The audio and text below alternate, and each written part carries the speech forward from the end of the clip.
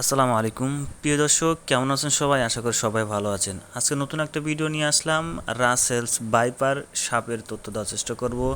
এটা একটা সতর্কমূলক পোস্ট। আশা করি ভিডিওটা শেয়ার দিয়ে অবশ্যই টাইম লাইনে রেখে দেবেন। সারা বাংলাদেশে কিন্তু তোলপাল করে চলেছে রাসেলস ভাইপার এই সাপটা।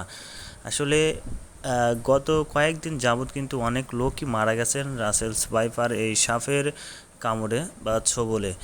আর সতর্কতামূলক পোস্টটা অবশ্যই আপনারা শেয়ার দিয়ে পাশেই থাকবেন। সারা বাংলাদেশে এবং ঢাকাতে কিন্তু অনেক অলিগলিতে চলে যাচ্ছে। বিশেষ করে মানিকগঞ্জ জেলাতে কিন্তু এই সাপের প্রকট কিন্তু ধারণ করেছে ব্যাপক আকারে। শুধুই মানিকগঞ্জ নয়, সাতক্ষীরাতেও কিন্তু এই রাসেলস ভাইপার সাপটি এর প্রতিচ্ছবি অনেক জায়গাতেই পাওয়া গিয়েছে।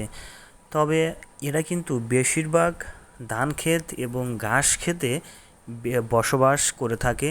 তাই কৃষক শ্রমিকদের দৃষ্টি আকর্ষণ করছি, অবশ্যই কাজকর্ম করার পূর্বে আপনারা এই সাপ বিষয়ে সতর্ক হয়ে কাজ করবেন।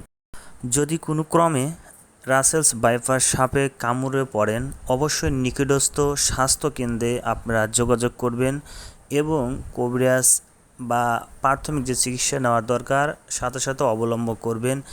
এছাড়া রাসেলস ভাইপার সাপের ছোবলে কিন্তু অনেক মানুষের মৃত্যু হয়েছে এবং already Incepta pharmaceuticals Russell's viper সাপের ওষুধ কিন্তু তৈরি করে ফেলেছে। প্রিয় দর্শক, তাই আর দেরি না করে অবশ্যই ভিডিওটা শেয়ার দিয়ে টাইমলাইনে রেখে দিন এবং সারা বাংলাদেশের মানুষকে জানিয়ে দিন রাসেলস ভাইপার সাপের সতর্কতামূলক এই পোস্টটি। এতেই হয়তো আমরা বেঁচে যেতে পারি রাসেলস ভাইপার সাপের ছোবল থেকে, ইনশাআল্লাহ।